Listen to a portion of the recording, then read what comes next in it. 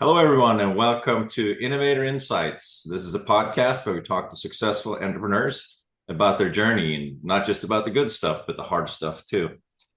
Today, we're excited to have as a guest a man who's been a serial entrepreneur, has started many companies, invested in even more companies, and he is the author of a new book called The Entrepreneur's Odyssey. Welcome to the podcast, Andrew Ackerman. Thanks for having me. Well, thank you for being here. We're excited to talk about it. So, before we jump into this book, which I'm super interested to talk to you about, just a teaser to those who are listening. It's really written for more VC funded tech startups because that's most of Andrew's background, and most of our listeners are more bootstrap product startups. Mhm. But I think that there's a ton of parallels. There's a ton of insights and learnings from VC world that I think we could also apply or should apply more in the product space. So super excited to dig into that. But first, before we talk book and business, tell us a little about yourself. Where do you live? What do you do when Uh, you're not so writing books or starting companies? I'm coming to you from the Upper West Side of Manhattan. It's great. We do brunch well. There are Yeah. cooler parts of Manhattan, but that's what we do. When I got three teenage daughters, so like the phrase "in my spare time" is I can't say that without kind of laughing at myself. Yeah. But when I'm not out there talking to startups or talking to you, I will try to do a little bit of reading for pleasure. I'll ski when the weather's good for that. I'll run when the weather's good for that. And then sometimes around like 11:30 to 12:30, I may binge some TV that like no one else in my family wants to watch with me. Great, great. Awesome. So again, before we talk about the book, let's talk about your a little bit about your entrepreneurial days. When did you start companies straight out of college, or did you come from an entrepreneurial family? Was it sort of in the blood, or something that evolved later in life? Yeah, so much about my life, it's like it kind of only makes sense in retrospect. Yeah. It's not a very linear progression. I was actually a funny story. I was actually just asked this question. I don't get asked it very often. I ask all my founders, that. Hmm. But I was just asked this question on a podcast I did an hour ago with a Nigerian All podcaster of right. hosts. So you and Aro are the only two people to ask me, like, am I really an entrepreneur like the people I invest in? Yeah, yeah. So it's ironic, right? So my grandfather was the entrepreneur. Like coming out of World War II, he did everything from Zippo lighters to insurance products. And I knew I always wanted to do that. But like so many people who were the children of kind of business people who had a hustle and they were always kind of worried, will this work? Will it not work? They wanted their kids to be in, single quote, safe professions. So my dad was a doctor. Yeah. About my other grandfather was also an entrepreneur. He owned candy shops, like his things like candy and news shops. He would open up one in like an iffy neighborhood, get it good, neighborhood would start going in the right direction. He'd sell it and he'd do it again. So for me, it skipped a generation, but I Yeah. always knew I wanted to do that. Cool. And what was the first one for you? So also funny, I came out of undergrad and then I did the exact opposite of doing a startup. I went to grad school. I went to business school straight through. And then coming out of business school, it was the mid 90s. So yeah, I'm old. And what I wanted to do, this whole tech startup thing, didn't really exist, Hmm. right? Like if Yeah. you told someone you were an entrepreneur, it's like, oh, you're unemployed. Yeah. So, I kind of looked around. I was going to Chicago booths. So like, door on the right's for investment banking, door on the left is for consulting. I knew I didn't want to be a banker, so I did 4 years of consulting. Yeah. And then it wasn't until I was on this project in London, of all places, for two big companies that were merging. And I don't know how much your audience knows, but when two companies are merging, like there's antitrust laws. Hmm. So the merger can be blocked, but you can't wait for that. You have to go ahead. So you have teams of people that are trying to bring together what this company will look like if it merges. And they get to see the other company's books. So if the merger doesn't go through, they're out of Know luck. everything. They Yeah. can't go back to their old jobs. So it's Yeah. kind of hard to get people for that. So we had built, this is 1999, we had built this intranet program where people could enter their numbers blind. And, we'd push the button and then we go out to dinner and come back a half hour later and we'd get pro forma financials Hmm. for the merged company. So I remember as we're working on it, like, that's it. That's what I want to do. Didn't Hmm. exist 4 years ago when I graduated, but now it's happening. And Yeah. that was my aha moment. I moved back to New York. Within 9 months, I was at my first startup, and that's all she wrote. Yeah. Great. And were you the original founder, or you joined a startup? I was the third founder. Okay. I was the third founder to join. It was actually a friend from business school. We were sitting around, this is like, again, like 2000, 2001, talking about all the stupid startup ideas, like how did they get $10 million? Yeah. And then he starts telling me this idea about a company that services summer camps. They're going to do the photo galleries for him. They're going to do all these things for him. And I'm like, huh, that one may not suck. Yeah. That's interesting. And he goes, oh, you should tell my brother that because he and his friend are about to start it. All So right. that's how I became the founder. Yeah. Oh, great. And you did several startups, correct? I've done two startups. Yeah. The first one was a success. The second one, have you ever heard the phrase "experience is what you get when you give them Yeah. Yeah. you want I it"? got one of those. Yeah, it was a hell of an experience. Yeah. Raised a bunch of money. And then mine was during the dot-com days where Uh, everything was going incredibly well. right up until it wasn't. And then suddenly one day it didn't, Yeah. you know. So my first one was right during that, 2001 boom. We made it through that all right. We, of course, by all right, I mean we went for a year without salary until it started to Mm, pick up. So like, that's common to all kinds of entrepreneurs starting a business. yeah. But yeah, it was all right. That was the one that went well. The other one was founder drama. Okay. Yeah. That's also common. I've been part of several different CEO groups, and I'd say, funding issues or founder issues are Mm. absolutely the most common things you run into. Yeah, I wouldn't argue with it all. I know some people that will say all teams, all car startups die because of founder issues. It's just triggered by something else. We ran out of money, couldn't figure out what we were going to do. It's kind of like saying, all death is heart failure. Now, you were in a car accident and your heart was crushed and then it failed.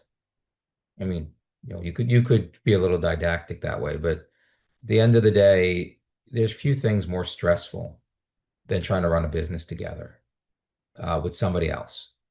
So it's not surprising that Yeah. that's the point of failure for a lot of companies. Yeah. No, no doubt is there's a ton of pressure, and often you don't know if you're going to survive or not, and sharing that with people that you may or may not know that well, and all types of Mhm. personal quirks and behaviors and insecurities tend to come out, and uh, it's not easy to navigate. Yeah, I don't know if you know this or if your listeners know this about VC, but there are a lot of VC investors who will not invest in husband and wife teams for that reason. It's so intense, and then you go home and it's still that. Yeah. They just hard rule won't do that. I've actually invested in three husband and wife teams, and none of them have failed for that reason. Some have done quite well, but I was looking back at it, and the three teams I'm thinking about, in two cases, the woman was a CEO and the man was a CTO. Mm, She was in charge.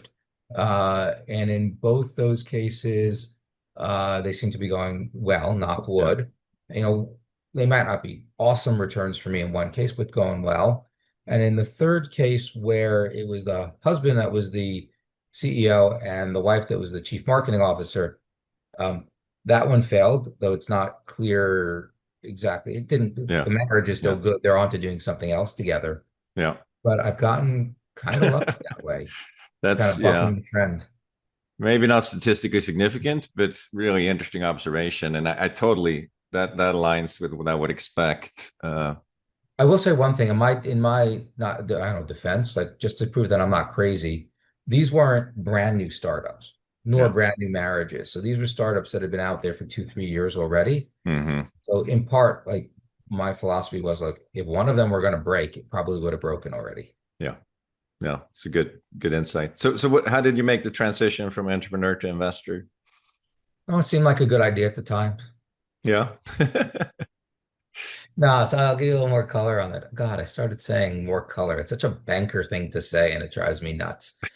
Um, yeah. So did my first startup. In between my two startups, I worked at a family office, Hmm. which, for those of you who aren't familiar with a family office, it's usually a rich old person or the family of a rich old person who have a lot of money and they need people to invest it for them and maybe give it away to charity. Hmm. Not my guy, zero charity. So he only needed one person, not two people. So I did that for a couple of years. Then I had my second startup. And then as I was thinking about doing a third startup, I partly by fortuitous coincidence, got connected with a group called Dreamit Ventures. So they Hmm. are an accelerator and a VC fund. At the Hmm. time, they still are the third oldest in the world. At the time, they were one of the top five or top 10 accelerators in the world. Yeah. And, I'd heard that they were looking for someone to take over the New York office. Hmm. Now, I had done maybe five angel investments at that time, in addition to like my startup and the stuff I was doing. And I would joke around with people like, hey, if I could just get paid to go to Starbucks and meet with startups, give them advice, maybe invest in them every so often, like Hmm. that'd be my dream job. Yeah. And then that was this. Yeah. And as luck would have it, or not so much luck, because I kind of designed it this way, I knew the guy who was running the program. Yeah. Like I knew the guy that was running the program. So I pick up the phone and I say, hey, Mark, so this job posting, is this good for you or is this bad for you? Hmm. And his response was, "Oh man, this is like awesome for me. They told me this was going to be a part-time job, and it isn't. I Hmm. need someone else to like, do this, do that, and the other thing. And I'll still help out. I'll still meet with the startups, but like, I need someone else to run this thing." So I kind of leaned back and I said, "So Mark, you're saying that you want someone else to come in and do all the hard stuff, and then you get to keep doing the fun stuff?" Hmm. Yeah, that's it. You interested? And the answer was yes. Yeah, yeah. That was exactly yes. Why would I say no to such a great offer? Yeah. And so that was sort of the beginning. Well, not exactly the beginning. You did family office before. So then since then and up until you wrote this book, has that been your bread and Yeah. butter, working So in that different was VCs? Yeah, so there've been a couple of phase changes in my life, Mhm. right? So when I went from like consulting, working with Fortune 100 companies to doing a startup, that was a phase change, right? That's a radical change in how you think about things, how fast you have to move, the level of detail you need to go into before you're like, I got to do it this way. Like that was a big change in mindset. And I think that's actually fairly common across all types of entrepreneurs. Mhm. The next phase change was a little bit from like entrepreneur to angel investor, meaning just investing my own money when and if I saw something I liked. Mhm. That was a smaller change because it was kind of like, okay, I've done it. I can see what works. But I was also kind of, to be brutally honest, more lucky than good at that point. Mhm. But then when I went from like, okay, I see a couple of startups each month, I might invest in none of them, to running a program that I needed to have 12 startups all start this program at the same time, Mhm. which meant that I had to look at, I kid you not, over 1,000 startups Wow. in 2 months. That was a phase change. That was like, Yeah. oh my God, like I have to find a different way to get the startups through the door. I have to find a different way to filter them. I have to find a different way to score them, interview them, select them. That was a big change. Even though it Yeah. seemed like, oh, you went from angel to VC, what's the big deal? It was Hmm. actually a huge change. Yeah. And Uh, that's, often talk about VCs having pattern recognition, right? I assume that that's something that comes from repetitious yes. thing and seeing so many startups. Yeah. There's an analogy I use. I think I have it in the book as well. Startups are like a chain. Mm. They're not like a rope. So the main difference between a rope and a chain is if like a strand or two on the rope is frayed, the rope will still hold. But Mm. a chain, if you have one broken link, the chain's useless. Now, here's one of the differences between like a small business startup and a tech startup. Usually, if you're doing a small business startup, a bunch of the chains are kind of given. You know they're okay, right? If you're starting a consultancy, you kind of know what that looks like as a business. You kind of know what your clients are willing to pay. If you're running a car wash, you can kind of figure out how much water do you need, right? Hmm. So what's the machinery cost? So you can be pretty certain that those links on the chain are good. And for you, the biggest link on the chain that you need to test is like, how do I get the customer in the door? Right? What's Hmm. the top line revenue? How do I make that sale? Those are the weaker chain links or link if you're doing a traditional small business startup. Hmm. With a tech startup, every link is up for grabs, right? It's Yeah. something new to the world. You Hmm. think a customer will pay $40 a month. You don't know until you test it. right? You Yeah. think Yeah. this is a painful enough problem that people will want to be solved.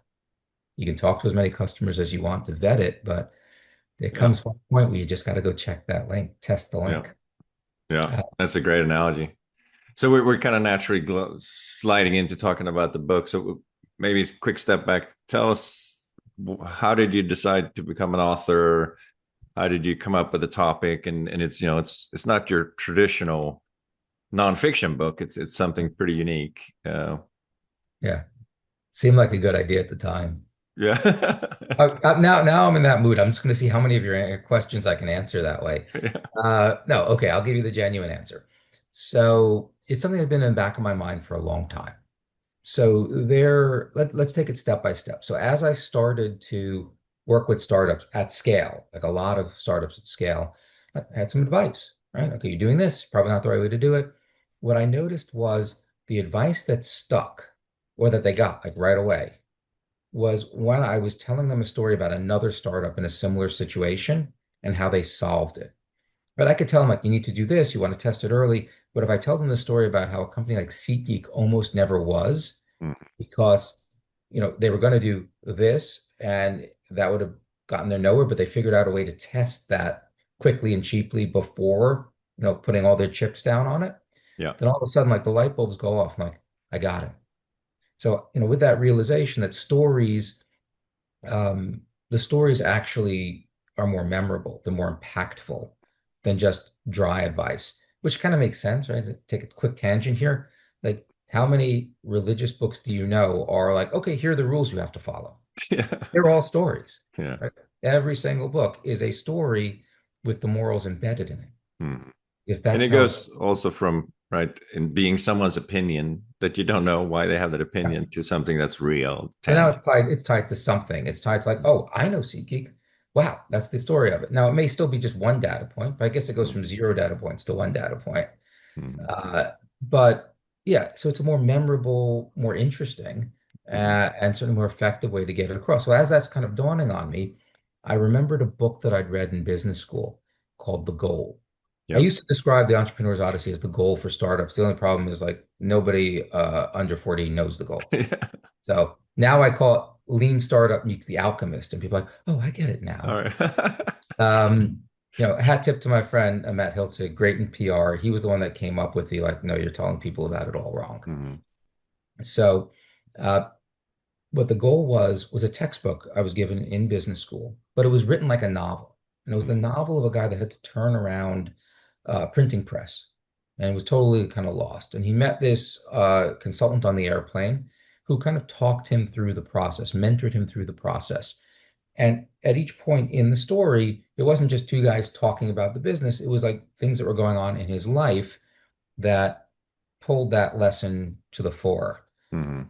Now, to be honest, it wasn't super well written, but then it was a hell of a lot more interesting than any of the other textbooks. So Yeah. competition Yeah. was pretty sparse. And it's probably the only textbook I remembered from any of Mhm. my undergrad or business school.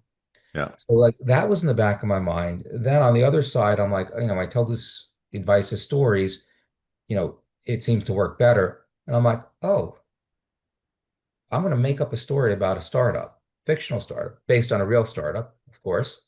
And I'm going to embed all the lessons that I needed to teach a startup, or that I wanted to teach a startup, from taking an idea to product and taking it from product to funding, right? Mhm.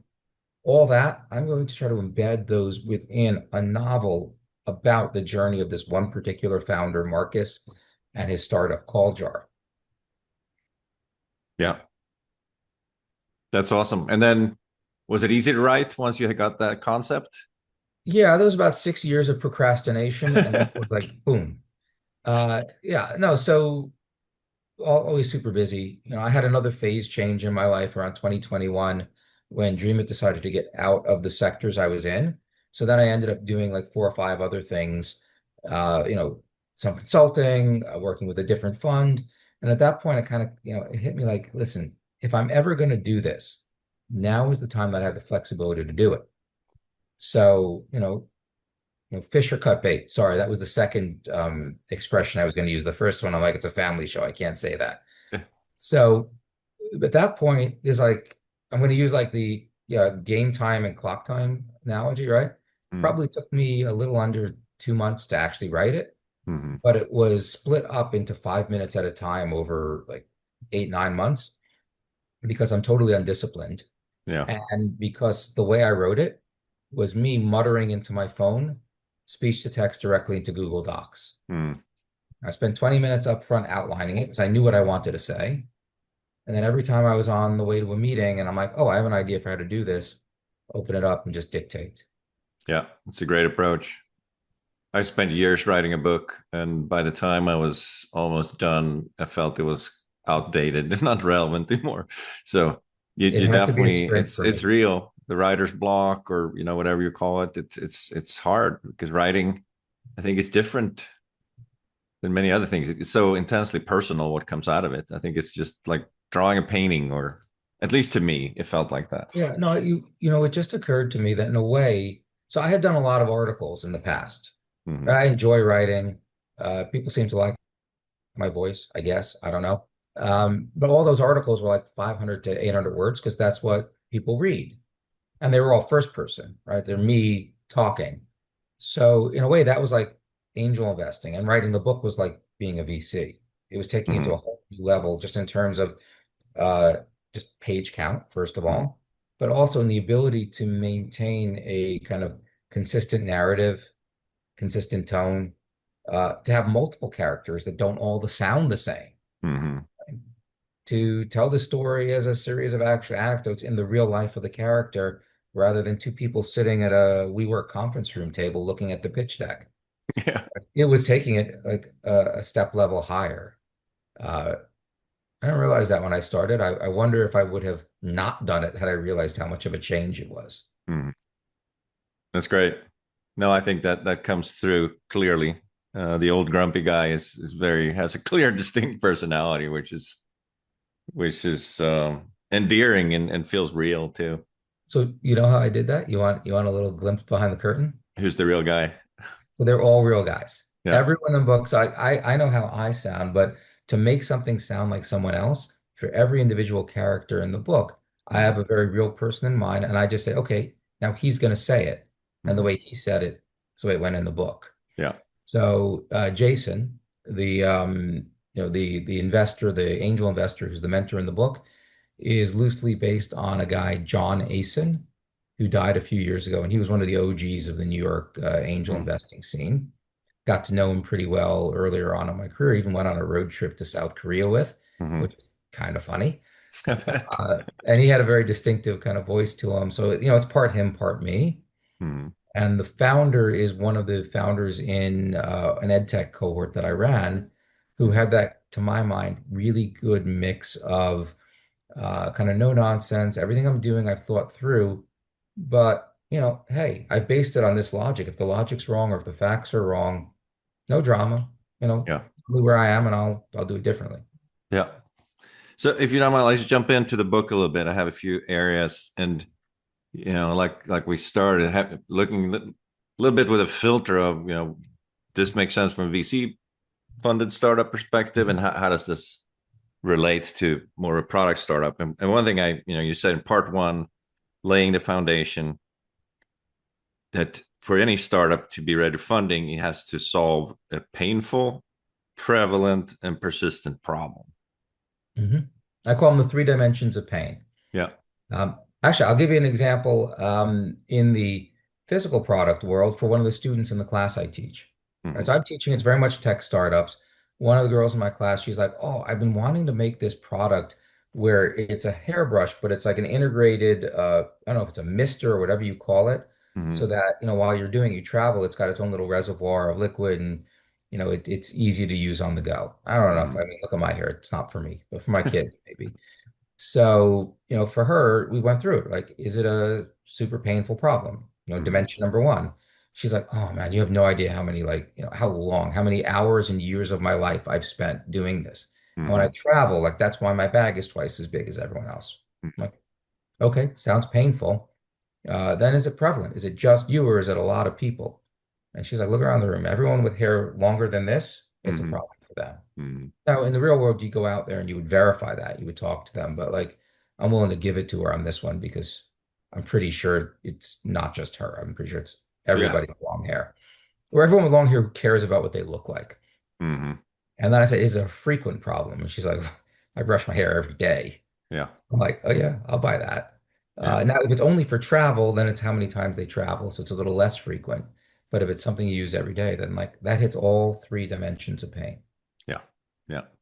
And of course, a lot of product entrepreneurs think about it. We also see, we have a lot of folks coming to us, thousands every month with ideas they want to work with. And I think the bad ones, the ones that don't succeed, are typically haven't asked that question. They just have an idea. Yeah, Oh, I and they think that, usually this drinking cup would be awesome if it glows in the dark. But yeah, so yeah, they that might fail be on neat. one or two of those. Like one is it's something I really want. And Hmm. they haven't really gone out there and said, well, yeah, it's just you, dude. Right? No Hmm. one else has that problem, but Yeah. they feel it intensely, so they kind of assume everyone else does. Hmm. So that happens a lot. And the other time, sometimes they've fallen in love with what they can do, but it's not really solving a problem. It's kind of a Hmm. solution in search of a problem. Hmm. Those are really where the things fall apart. If it's that basic in the problem Yeah. statement. Yeah, and then I'm jumping to chapter three. This one is about the elevator pitch, but I think it's very relevant even if you don't Mhm. raise outside money. So he asks the old mentor like four questions. First, your company name. Think through it thoroughly because that's Well, people just forget it sometimes. It's hmm. not, I'm not kidding you. They just forget to put their name in that. Yeah. But then the following three questions: who are you selling to specifically? What makes you a quantum level better than what's already out there? And then finally, what's your traction? Yeah. And the traction one, but I love the first two. Who are you selling to specifically? Because if you don't know that, right, like you said, if it's just something that I think would be cool, like no, if you Yeah. don't have a clear picture of who the buyer is, then Yeah. odds And are you're not. it may not be the same person who pays or who Mm-hmm. benefits or who Mm-hmm. decides. It could be three different people. Like Mm-hmm. healthcare is all messed up because the patient benefits, we hope, right? The person who makes the decision is a combination of the doctor and the insurer. Mm-hmm. And then who pays is the insurer, and maybe Mm-hmm. the employer, right? And then maybe the Yeah. patient too. So there are three totally different parties overlapping in all these things. It's not like a candy bar, right? Yeah. I eat it, I benefited, I made the decision, the money was from my pocket. But again, it's subtle. Like I was talking to actually I was teaching a course for as a guest lecturer for a friend, and one of the women in front had a makeup business. And we were talking about pricing. It's like, well, it's $200 for a guest in the party and $400 for the bride. And I said, if it's a guest, who pays? She goes, oh, the guest pays. So does the bride pay? Well, sometimes the bride will pay for her, her bridal party, but all the other guests pay. Like that's what I mean, right? You got to be Mm-hmm. that granular about it. It's not just I sell to bridal parties. Mm-hmm. I sell to the bride for her and her entourage, Mm-hmm. or to any of the other guests that want to take advantage of the service. I sell to them directly. Yeah. Yeah. And I think why this is so important in the consumer product space too, is that if you're going to build a successful business, it's rare that you only have one product, right? So even Yeah. if you launch with one SKU, one product, you really need to have multiple different products you're going to follow on and to sell to that same customer. So I think Mhm. it's very, very helpful to think of in very much in a lot of details, like who is it that's going to buy this? Is this, the guy that goes hunting on the weekends? So you may start with a rifle holster, but then you have all types of other products that you can sell to that same Yeah. consumer, right? Or let's flip it. I'm only going to sell this one product. It's like a type of toolkit, but am I selling it to the individual technician or am I selling it to their employer? Mm-hmm. That's part of the kit they give. So you really have to think those through. I mean, I'm not saying any one is the right answer, but you need to know, Mm-hmm. you have to have a good reason why you've gone, one path versus the other. Yeah. And do you think is that more important in B2B than B2C? Because I totally see Yeah, what you're saying. Is like, it's usually more B2B, but the classic example in B2C is breakfast cereal, mm-hmm. right? Kid wants, mom buys. Yeah, So you got to think 100%. it through even there. And it could be even like college guidance, right? Mm-hmm. The student benefits, parent decides again. So even in direct to consumer, It can be a little more nuanced than that. But the key thing is like, oh, I sell to colleges. You don't sell to colleges. You sell to the dean of admissions at a college. Mm. You got to be super granular about that. Yeah. Yeah. And then the second question, what makes you a quantum level better than what's already out there? I think it's another really good one, right? Is Yeah. this just an also ran copycat, just like different No, color than the existing product, yeah. or So you like really copycat, I'm differentiate? not even thinking about that because usually the issue is they'll make something that's a little bit better. And it's Mm. legitimately better. It's just a little bit better. Now, think about your day. You have certain tools that you use, right? I'm using Gmail. I like Gmail. Well, gee, you should you switch over to Outlook. Why? Well, it's better at this. And I'm like, Yeah. okay, it is a little better at this, but I know how Gmail works. I know all the ins and outs. I'm a power user. Mm. I'm not going to leave that all behind, go through all the pain and suffering of learning how to do all those cool things in Outlook, find things probably that I can't do in Outlook that Gmail's a little better. I just don't know about that yet. Mm. And net, I won't be ahead, or I'll be ahead in one area, I'll be behind another. Like for me to undertake that journey, to overcome that inertia, it has to be such a big difference. You're like, Mm. God damn it, that's so important to me that I'm willing to like start from zero with a new product. Mm-hmm. That's why it Yeah. has to be quantum level better. Small improvements, Yeah. it's Yeah. very hard to get people to switch. Yeah, no, we work with one of the aggregators in the e-commerce Amazon space, and they shared a bunch of interesting data around that incremental small improvements are easy to make, and they made a lot of them, but the shelf life of that product was very short. So they may generate some more sales in a short period of time, but if it's easy to make that addition, then all the And that's an copycats, the existing follow-ons, going to customer. do the same thing. They're not asking other people to switch. They're asking their own people to add stuff. And Mm-hmm. that's an easier case. I'll also give you one other corollary to it. There's some startups like, well, I understand these are small improvements, but there's 20 small improvements, so it adds up Mm-hmm. to a big change. Mm-hmm. Math doesn't work that way with customers. Yeah. It doesn't Yeah. work that way. Yeah. Chapter 5, you talk about creating customer personas. You see that in all tech companies. That's sort of standard best practice. I think a lot of product entrepreneurs kind of miss that. Same They, thing. they don't quite go deep enough. Yeah, you'll sometimes hear it called an ICP or an ideal customer profile.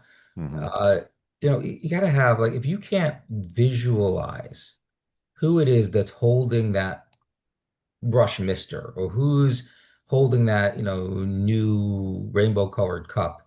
If you don't have like an actual image of that person, Mm-hmm. visualize them going about their day and when they would use it and how they're using it, you don't understand your customer well enough. Mm-hmm.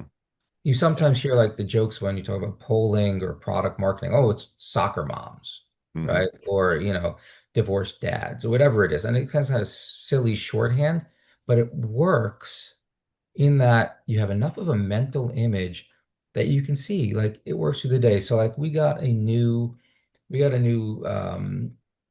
car and it has that, automated tailgate that comes up. Yeah. Now, but what it has is you can kind of just swing your foot under the bumper and it Mm. senses it and it'll open it up. Yeah. And if you're like, oh, it's to soccer moms, I mean, immediately you're thinking they got their hands full of stuff. Yeah. They can't take one half off to push the button or to take their And then they key have this out. Stanley drinking cup in one hand, Yeah, purse, and exactly. And it's like absurdly large drinking cup here, like, all the soccer or hockey gear in the other hand, yeah. but they can kick their feet out. Mm-hmm. So, that kind of shorthand, you can kind of see it, right? You Mm-hmm. kind of get it. Yeah. And if you don't understand them that well, you're not going to know, will this feature work for them or not? Mm-hmm. Because you can't actually put yourself in the flow of their day and kind of empathize with them enough to figure out that, yeah, they're going to press that because that's important, or no, they're going to skip it because they're in a rush and they have to do other stuff. Yeah, that's great. Jumping up to chapter 7, you talk about the MVP, the minimum viable product, and it's something that it's almost overused in the tech circles, right? Mhm. You Yeah. cannot talk to anybody, and MVP is used in a lot of different ways. But what I love, and I'd let you talk, but my perception reading Lean Startup, sometimes people just think it's a prototype, it's something, but the way the author of Lean Startup describes is the very smallest thing that you can create in order to get some customer feedback, right? So it Yep. can be a piece of paper, it can be a audio recording, it can be anything And I think sometimes in the product space, people miss out on that too. It's like that you could actually create an, Yeah, particularly today with generative AI, you could create an image of the product you intend to create and yeah. get feedback Or on that before you spend a dime. 3D printer for like a plastic model of it. Put it in Hmm. somebody's hands, let them touch it and turn it over. It's never been easier to do that. Hmm. The mistake people make in this world when it's, oh, we're just going to code the whole damn thing. They're a programmer. They're really like, they have that vision in their mind. They want to get it all down. They spent months building it. Hmm. They find out that three-quarters of what they built, no one cares about. Yeah. Yeah. The example I give in the book, in the chapter you're talking about, is the Hmm. index card app. Hmm. Right. So it's easy to think, well, if I were making a hairbrush, I could just like jerry rig something together and show it to people. But how do I do that with a startup, with an app? So the idea is for the cost, like for the $5.97 it takes to buy a pack of index cards, Yeah. you get your pack of index cards, get a pen, you sketch out what each screen of your site's supposed to look like, Mm. purposely, not making it pretty, just functional. And then you go and say, listen, Henrik, I want to give you my app. I don't have an app, but these index cards are the screens of my app. I want you to interact with them exactly the way you'd interact with them if it were the phone. If you want to press a button, press a button. I'll Hmm. give you a new card when you get to the next screen. Yeah. Um, you can't ask me questions because I'm not going to be there for you when you get the app. Hmm. The one thing I will ask you to do differently is just verbalize what you're thinking, right? Because I can't read your mind. So if you're like, I don't know what this button does and I'm afraid of it, I'm not going to press it, say that out loud, Yeah. right? But other than that, I'm going to sit here quietly. I'm just going to hand you cards depending on what you do. Hmm. So if you've sketched out your end vision for the app and you run that through 20 or 30 customers, potential customers, Hmm. and you see that none of them click on a certain feature, at the end of that demo, you can say, okay, Henrik, we're gonna break character here for a minute. I noticed like on this page, you didn't click on that button. What was going through your mind there? And you're like, Hmm. yeah, I don't really need that. Well, now Hmm. you've learned something. Don't code that feature. Yeah. Yeah. So, and it cost you $5.97 for the index cards, Hmm. a nickel's worth of ink, and just time with Yeah. customers. Yeah. That's great advice. Um, One more I'd love to cover is like this is chapter 11, de-risking the model. This is something I think that a lot of product entrepreneurs miss or don't go detailed enough because if you're pitching a VC or you have a board of directors, right, there's tremendous scrutiny to the financial model that you develop. You have to really know everything. And I think it's, when you're a solopreneur, you're building your own product, there's probably nobody asking you all those tough questions. And I see that often that, you may not consider all the costs. What are the landed costs of bringing a product Yeah. in from a different country, tariffs, all that stuff. And then whatever it is, repackaging, fulfillment, storage, fees from the marketplace, all the stuff that I believe I don't have any data supporting it. A lot of folks, they make a great product, but they haven't really thought through the entire financial model surrounding it. Yeah. So the best founders of any type do this for themselves, not for their investors or anyone Mm-hmm. else. Because you can, for $0 and cents, build a model of your business in Excel or Google Sheets and use that to test things. Right. So let's take a silly example that works for everything. You want to go on Facebook and run ads. That's how you get people to download your app or buy your new kind of Mr. Brush.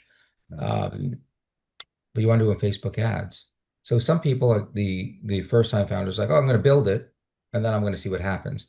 The smart founders, like they built this model and they realized that okay, if I put this much money down, it costs me this much per click.